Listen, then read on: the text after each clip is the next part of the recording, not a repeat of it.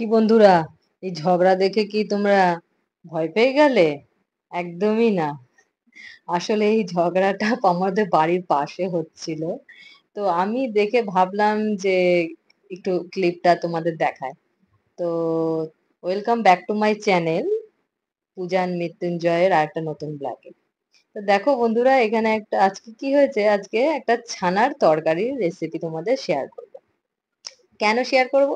কারণ না গতকাল এক মাকে যিনি দুধ দেন, সে দুধটা খারাপ হয়ে গেছে, ছানা কেটে গেছে। তো মা বলছে কি করব, খেয়ে নেব।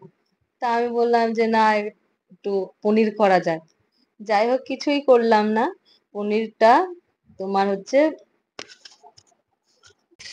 দেখো পনিরটা হচ্ছে গতকাল রাত্রেবেলায় জল থেকে ছেঁকে নিলাম ছানাটা। তারপরে তোমার হচ্ছে একটা ন্যাকড়ার মধ্যে নিয়ে একটা কিছু ভারী শিলা দিয়ে চাপা দিয়ে ফ্রিজে রেখে দিলাম। দিয়ে সকালবেলায় উঠে, যাই হোক দেখিনি, ভুলে গেছি, কারণ আজকের শনিবার, ছেলেকে সকালবেলা পড়াচ্ছি। তো পড়াতে গিয়ে তারপর মনে পড়লো পনিরের কথা। তো দুপুরবেলায় মা যখন রান্না করছে, মাকে বের করে দিলাম। তো দেখছি সুন্দর হয়ে গেছে। আমি কিন্তু এটা প্রথম আমি পনিরটা করলাম। এবার মা দেখে অবাক হয়ে গেছে যে বাড়িতে এরকম এত সুন্দর পনির হয়। তো যাই হোক, আমি কেটে দিলাম পিস পিস করে করে মা রান্না করলো। রান্নাটাও তোমাদের সাথে শেয়ার করব, দেখবে তোমরা। তো এখানে দেখো, এইভাবে পনিরটাকে কেটে নিয়েছি। নেওয়ার পরে এবার চলো কড়াইয়ে চলে আসি। আচ্ছা, এখানে আমাদের কি কি রান্না হচ্ছে দেখো। এখানটাতে সকালবেলায় ভাত করেছিল প্রেসারে, তার জন্য আলু ভাজা করেছিল, আর পনিরটা দেখো ভেজে রেখে দিয়েছে। আর একটু আলু সেদ্ধ বেঁচে ছিল। তারপরে আমার বাবা এই পাঁপড়টা খায়, আর আমার ছেলে আবার ব্যাট পাঁপড় খায়। হ্যাঁ, তাই দু রকম পাঁপড় ভাজা হয়। তো এই দেখো পনিরটা মা কড়াইয়ে বসিয়ে দিয়েছে, কিছুই দেয়নি কড়াইয়ে। তেলের মধ্যে একটু কালোজিরা ফোড়ন দিয়ে, হলুদ, লবণ, লঙ্কার গুঁড়ো দিয়ে আলুটা ভাজছে, কষাচ্ছে মশলাটা, দেখতে পাচ্ছ। তারপরে মায়ের মধ্যে একটু ঘি দিল। হুম একটু ঘি দিল, বাড়িরই ঘি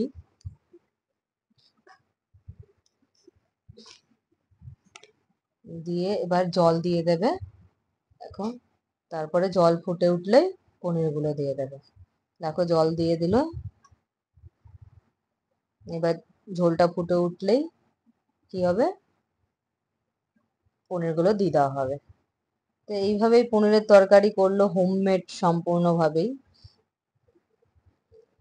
খেতে কিন্তু খুবই টেস্ট হয়েছিল। খেলাম তো ভাত, দারুণ হয়েছিল। পনিরটা আলাদাই মানে টেস্ট। তো আমার বড় ছেলে তো খুবই খেলো, বেশিরভাগ পনির ওই খেয়ে নিয়েছে। কারণ পনিরটা অল্প পরিমাণ, কারণ 500 দুধ রোজ নেয়। সেই 500 দুধটাই খারাপ হয়ে গেছে। 500 দুধটা খারাপ হয়ে যাওয়ার জন্য হচ্ছে ওইটুকুনি পনির হয়েছে।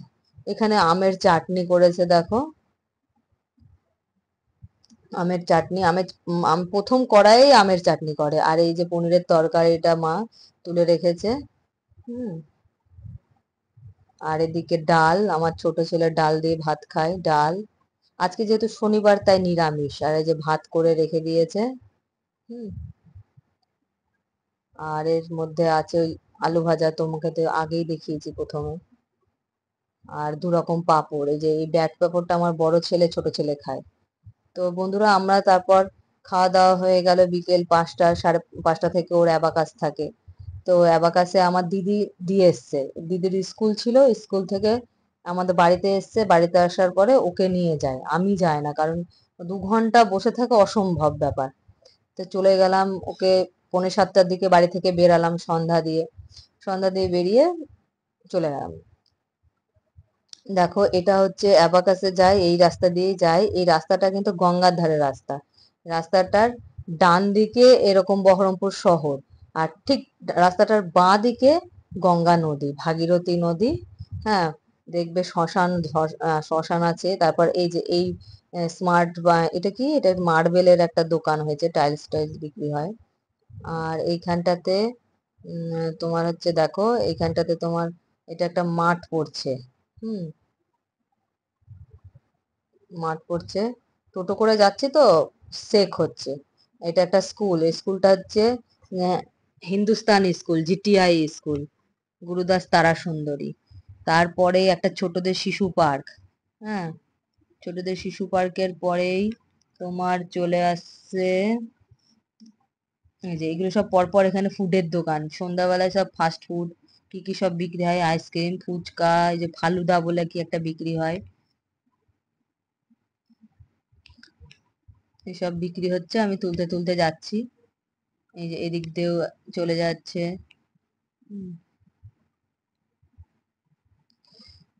খুব সুন্দর, মানে এই রাস্তা দিয়ে যেতে গেলেই রাস্তার মানে অসাধারণ একটা অ্যাম্বিয়েন্স এই টাইমটাতে সন্ধ্যাবেলায় ভালো লাগে। কারণ বহরমপুর ওইদিকে, বহরমপুরের ভেতরের শহরটা খুব মানে গিঞ্জি টাইপের, লোকজন বেশি হয়ে গেছে, ফাঁকা মানে একটু কমই, বুঝেছি তো। তা এই দিকটা একটু ফাঁকা। এই যে এখানে আর একটা স্কুল আছে, শিরিশচন্দ্র স্কুল। এরপরেই একটা রেস্টুরেন্ট আছে কেটলি বলে, ওই রেস্টুরেন্টের পাশেই হচ্ছে আমি নেমে যাব, মানে রেস্টুরেন্টটা ক্রস করব কি নেমে যাব।